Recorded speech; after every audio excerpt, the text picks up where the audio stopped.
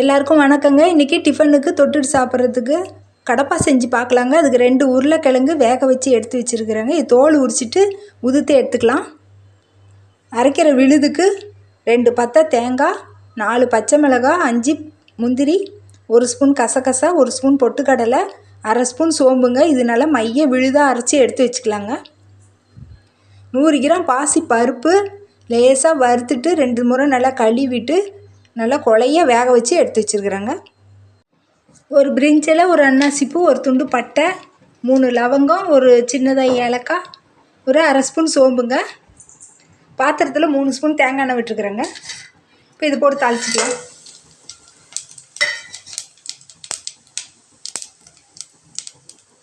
ஒரு 6 பல்லு பூண்டு சின்னதாக அரிஞ்சு வச்சுருக்குறேங்க. இப்போ இதை போட்டுக்கிறேன்.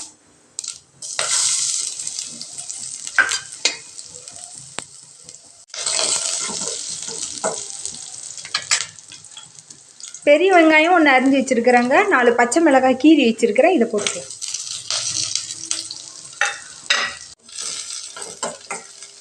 வெங்காயம் வதங்கிடுச்சுங்க. இப்போ ஒரு பெரிய தக்காளி அரிஞ்சு வச்சுருக்கிறேன். இதை போட்டுக்கிறேன். தூளாக வதக்கிக்கலாம். தக்காளி வதங்கிடுச்சுங்க. 100 கிராம் மாட்டுப்பால் எடுத்து வச்சுருக்கிறேங்க. இது சேர்த்துக்கலாம்.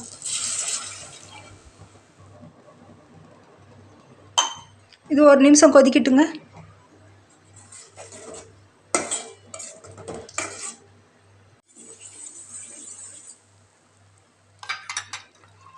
அரைச்சி வச்ச விழுதை ஊற்றிக்கலாங்க. கழுவின தண்ணி ஊற்றிக்கலாம். நல்லா கலக்கி விட்டுக்கலாம். நல்லா கலக்கி விட்டுருங்க. அடி பிடிச்சிட போகுது. பச்சை வாசம் போகிற அளவுக்கு 2 நிமிஷம் கொதிக்கட்டுங்க. தேவையான அளவுக்கு உப்பு போட்டுக்கலாங்க. நல்லா கொதிச்சிடுச்சுங்க. 2-3 நிமிஷம். உதுத்து வச்சு உருளைக்கிழங்கு போட்டேங்க. இது ஒரு 2 நிமிஷம் நல்லா கொதிக்கட்டுங்க.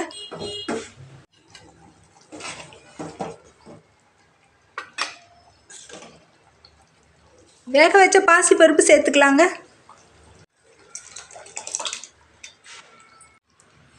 தேவையான அளவுக்கு தண்ணி சேர்த்துக்கலாங்க. 3 நிமிஷத்துக்கு நல்லா கொதிக்கட்டுங்க. அடிக்கடி கிளறி விட்டுக்கிட்டே இருக்கலாம், இல்லை அடி பிடிச்சிரும்.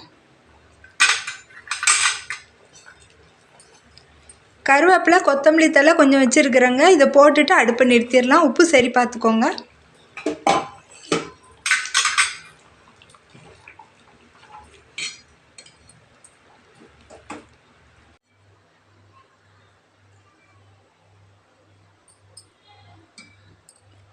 அருமையான சுவையில் கடப்பா தயார். நன்றிங்க.